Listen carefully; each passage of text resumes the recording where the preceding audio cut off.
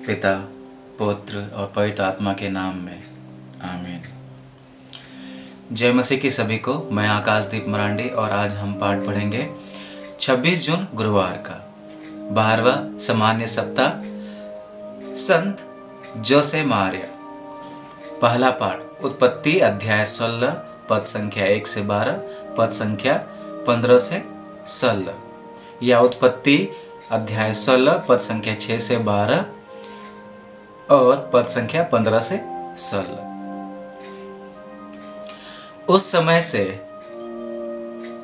सारै हागार के साथ इतना दुर्व्यवहार करने लगी कि वह घर छोड़कर भाग गई। प्रभु के दूत ने हागार को उजाड़ प्रदेश में सूर के रास्ते पर किसी झरने के पास पाया और उसने उससे कहा, सारै की दासी हागार, तुम कहाँ से आई और कहाँ जा रही हो? उसने उत्तर दिया, मैं अपनी स्वामिनी सारै के यहाँ से भाग आई हूँ। प्रभु के दूत ने उससे कहा, तुम अपनी स्वामिनी के पास लौट जाओ और उसका दुर्व्यवहार सहन करो। प्रभु के दूत ने यह भी कहा, मैं तुम्हारे वंशजों की संख्या इतनी अधिक बढ़ाऊंगा कि कोई भी उनकी गिनती नहीं कर पाएगा। प्रभु के दूत ने उससे यह कहा, तुम गर्भवती हो और पुत्र प्रसव करोगी। तुम उसका नाम इस्माइल रखोगी, क्योंकि प्रभु ने तुम्हारे प्रति दुर्व्यवहार के बारे में सुना। वह गोरखर जैसा मनुष्य होगा। वो सबों पर हाथ उठाएगा और सब उस पर हाथ उठाएंगे। वो अपने सब संबंधियों का विरोध करेगा। हागार से अब्राम को एक पुत्र हुआ और अब्राम ने उसका नाम इस्माइल रखा। जब हागार से इस्माइल उत्पन्न हुआ, उस समय अब्राम की आयु 86 वर्ष की थी।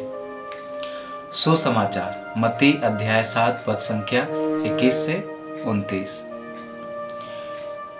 जो लोग मुझे प्रभु प्रभु कहकर पुकारते हैं, उनमें सब के सब स्वर्गराज में प्रवेश नहीं करेंगे। जो मेरे स्वर्गिक पिता की इच्छा पूरी करता है, वही स्वर्गराज में प्रवेश करेगा।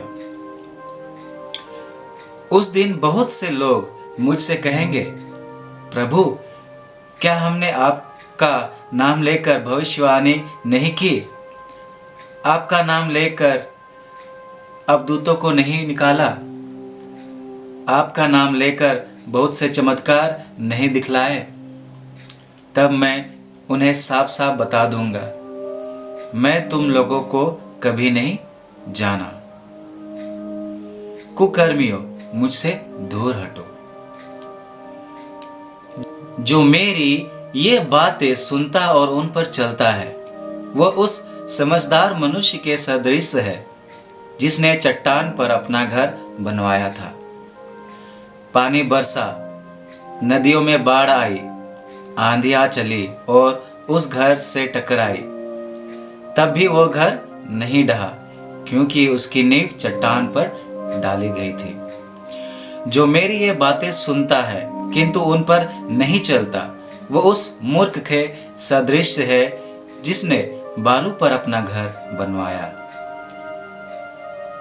पानी बरसा, नदियां में बाढ़ आई, आंधियां चली और उस घर से टकराई, वो घर ढह गया और उसका सर्वनाश हो गया।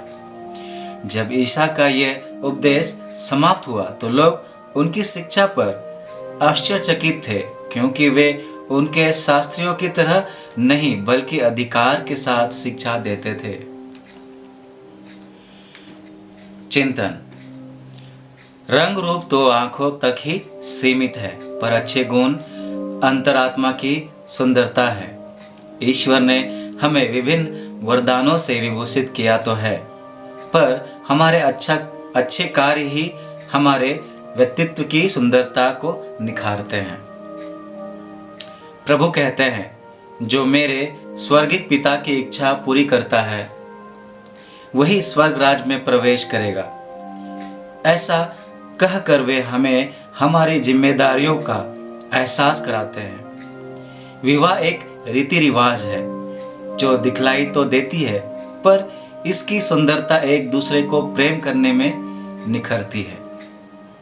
परिवार एक संगठन तो है, पर इसकी सुंदरता मेल मिलाप और एकता से निखरती है। और यह सब प्रभु पर विश्वास और व्यक्तिगत प्रयासों से सफल होता है।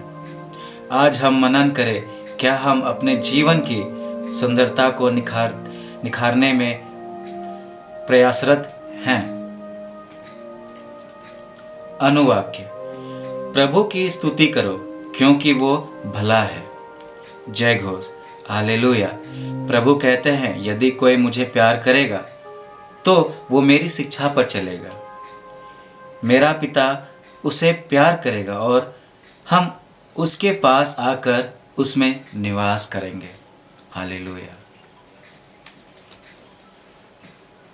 पिता, पुत्र और पवित्र आत्मा के नाम में आमीन। ईश्वर को धन्यवाद।